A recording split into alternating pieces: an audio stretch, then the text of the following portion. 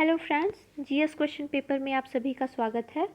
आज हम लोग प्राचीन भारत के इतिहास को पढ़ेंगे छोटे छोटे प्रश्नों के माध्यम से। ये इसका 5वां भाग है। इसके पहले जितने भी मैंने वीडियो बनाए हैं उसका प्लेलिस्ट बना करके डाल दिया है, आप उसे देख सकते हैं।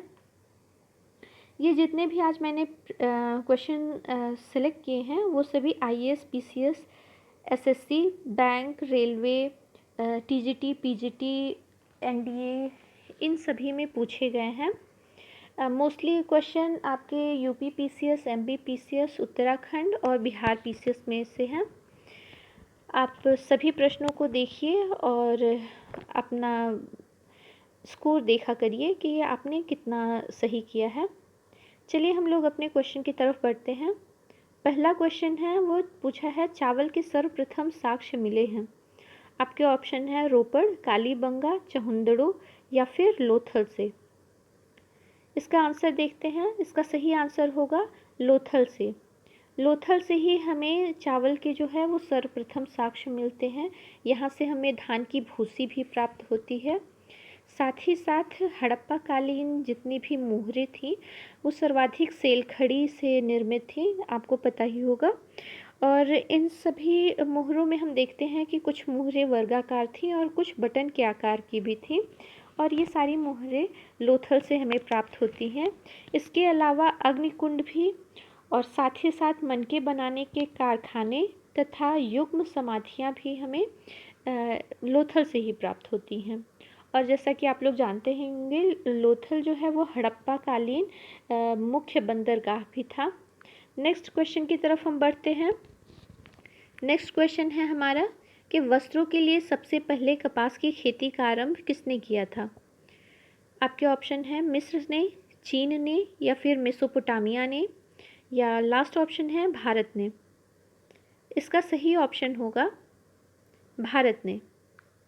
वस्त्रों के लिए जो सबसे पहले कपास उत्पन्न करने का जो श्रेय जाता है वो सिंधु सभ्यता के लोगों को ही जाता है। आइए देखते हैं नेक्स्ट क्वेश्चन। नेक्स्ट क्वेश्चन है कि भारतीय पुरातत्व का जनक किसे कहा जाता है। आपके ऑप्शन हैं Martin wheeler, sir John Marshall, Alexander Cunningham या फिर रॉबर्ट ब्रूसफुट। आइए इसका आंसर देखते हैं। इसका आंसर होगा कि अलेक्जेंडर कनिंघम। अलेक्जेंडर कनिंघम को हम लोग भारतीय पुरातत्व का जनक कहते हैं, जबकि रॉबर्ट ब्रूसफुट को हम लोग कहते हैं भारतीय प्रागैतिहासिक काल के पिता। और सर जॉन मार्शल, जैसा कि आपको पता ही होगा कि जो हड़प्पा सभ्यता की खुदाई हुई थी, इन्हीं के अंडर में दयाराम साहनी ने 1921 ईस्वी में सर जॉन मार्शल की अध्यक्षता में ही हड़प्पा सभ्यता की खोज की थी। और मार्टिन व्हीलर ने 1946 में इसका हड़प्पा सभ्यता का ही व्यापक स्तर पर उत्खनन कराया। और मार्टिन व्हीलर का ही कथन था कि सिंधु सभ्यता के जो निर्माता हैं वो तो दस्यु या फिर दास रहे होंगे, और इन्होंने सिंधु सभ्यता का जो तिथि निर्धारण किया है वो है 2500 से 1500 ईसा पूर्व। आइए इसका डिटेल हम लोग थोड़ा देख लेते हैं। डिटेल दिया गया है कि भारतीय पुरातत्व का जनक जो है उन्हें अलेक्जेंडर कनिंघम को कहते हैं, पुरातत्व का जनक। और जबकि भारतीय प्रागैतिहासिक का पिता रॉबर्ट ब्रूसफुट को कहा जाता है। ये आपके क्वेश्चन में भी किसी एग्ज़ाम में भी पूछा गया है, भारतीय प्रागैतिहासिक का पिता किसे कहा जाता है। इन्होंने मद्रास के पल्लवरम से पुरापाषाणकालीन उपकरण की खोज की थी। आइए बढ़ते हैं नेक्स्ट क्वेश्चन की तरफ। नेक्स्ट क्वेश्चन है कि भारत में चांदी की उपलब्धता के प्राचीनतम साक्ष्य कहाँ से मिलते हैं। हड़प्पा सभ्यता में, या फिर वैदिक संहिताओं में, या फिर उत्तर वैदिक काल में, या लास्ट ऑप्शन है आपका ताम्र पाषाणिक संस्कृति में। इसका सही आंसर देखते हैं। भारत की चांदी की उपलब्धता का सर्वप्रथम साक्ष्य हमें हड़प्पा सभ्यता में मिलते हैं।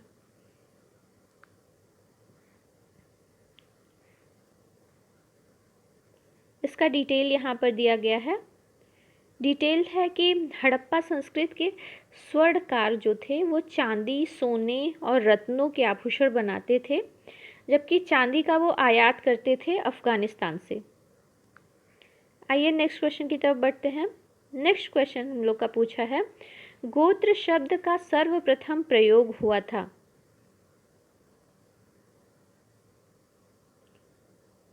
इसका ऑप्शन है अथर्ववेद में, ऋग्वेद में, सामवेद में या फिर यजुर्वेद में। यहाँ पर हम देखते हैं इसका आंसर होगा ऋग्वेद में। गोत्र शब्द का जो सर्वप्रथम प्रयोग होता है वो ऋग्वेद में पाया जाता है, जबकि गोत्र प्रथा जो पाई जाती है वो हम लोग देखते हैं अथर्ववेद में। यहाँ पर डिटेल भी दिया गया है कि गोत्र शब्द का जो सर्वप्रथम प्रयोग है वो ऋग्वेद में किया गया है, जबकि गोत्र प्रथा का उल्लेख अथर्ववेद में हमें मिलता है।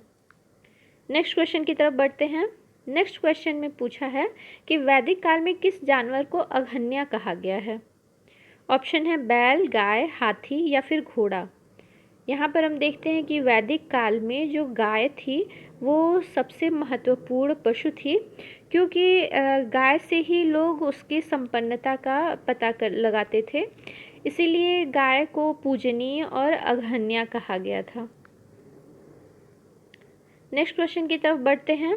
नेक्स्ट क्वेश्चन है, ऋग्वेद में युद्ध का देवता किसे कहा गया है ऋग्वेद में। यहाँ पर ऑप्शन है आपके अग्नि, इंद्र, सूर्य या फिर वरुण। आपको बताना है कि अग्नि को युद्ध का देवता कहा गया है या फिर इंद्र को या फिर सूर्य को या फिर वरुण को। आइए इसका सही ऑप्शन देखते हैं। सही ऑप्शन है इंद्र। ऋग्वेद में युद्ध का देवता इंद्र को कहा गया है। इंद्र को वर्षा का भी देवता कहा जाता है ऋग्वेद में ही। आगे हम बढ़ते हैं।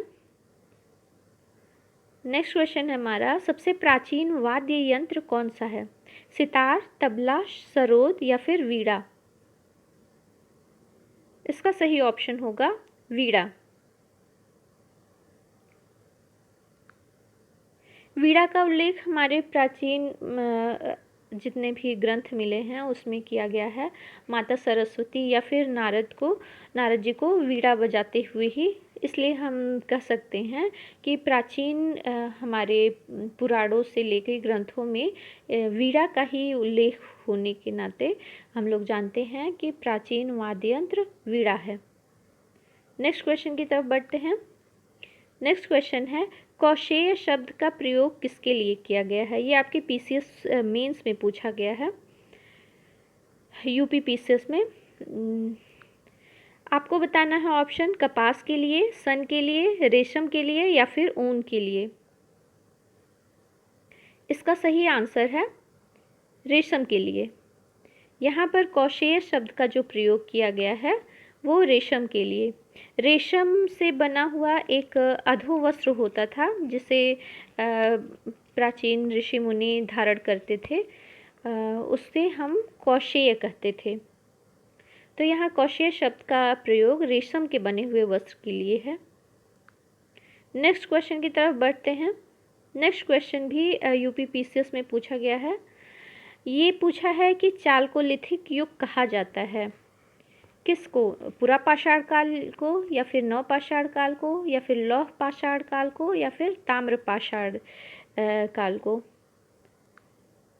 आपके ऑप्शन में सही आंसर क्या रहेगा। यहाँ पर ताम्र पाषाणी युगीन जो सभ्यता थी उसको चालकोलिथिक युग भी कहा जाता है। आइए इसके डिटेल्स देखते हैं।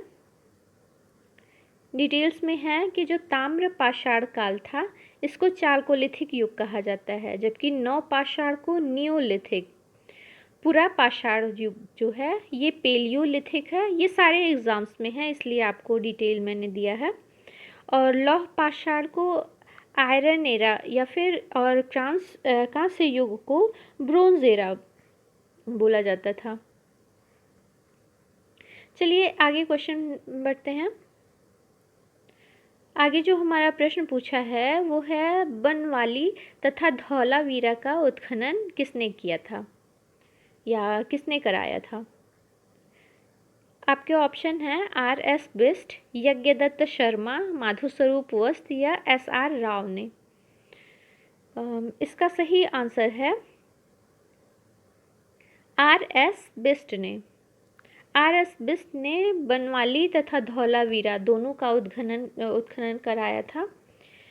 आपको अगर जो पता हो तो आप बताइए कि ये जो बनवाली तथा धौलावीरा है ये किस नदी के किनारे स्थित है। ये नदी घाटी सभ्यता, ये आपके लिए एक प्रश्न होगा। यहाँ पर हम कुछ और ऑप्शन भी देखते हैं। जो S.R. बिस्ट थे उन्होंने बनवाली तथा धौलावीरा का उत्खनन कराया, जबकि यज्ञदत्त शर्मा ने आलमगीरपुर का तथा माधो स्वरूप वस्त रंगपुर का और S.R. राव ने लोथल का उत्खनन करवाया था। नेक्स्ट क्वेश्चन है हमारा, भीमबेटका प्रसिद्ध है। आपको बताना है, यहाँ पे 4 ऑप्शन दिए गए हैं। ये आपके MPPCS का क्वेश्चन है। तो ऑप्शन की तरफ बढ़ते हैं। ऑप्शन है हमारा ताम्र पाषाण युग के मृत भांडों के लिए, दूसरा है गुफाओं के शैल चित्रण के लिए, या फिर काले तथा लाल रंग के बर्तन के लिए, या लास्ट ऑप्शन है प्राचीन अभिलेखों के लिए। आइए इसका आंसर हम लोग देखते हैं। भीमबेटका अपने गुफाओं के शैल चित्रण के लिए प्रसिद्ध है, जहां पाषाण युगीन शैल चित्र पाए जाते हैं। आज के लिए बस हम इतना ही रखते हैं। नेक्स्ट वीडियो में हम आगे इससे प्राचीन इतिहास से ही रिलेटेड आगे क्वेश्चन पढ़ेंगे। और अगर आपको मेरा वीडियो अच्छा लगता है या फिर आपके कोई भी सुझाव हैं तो प्लीज़ मुझे कमेंट्स बॉक्स में कमेंट्स करें और मेरे वीडियो को लाइक, शेयर एंड सब्सक्राइब करें। Thank you, bye bye.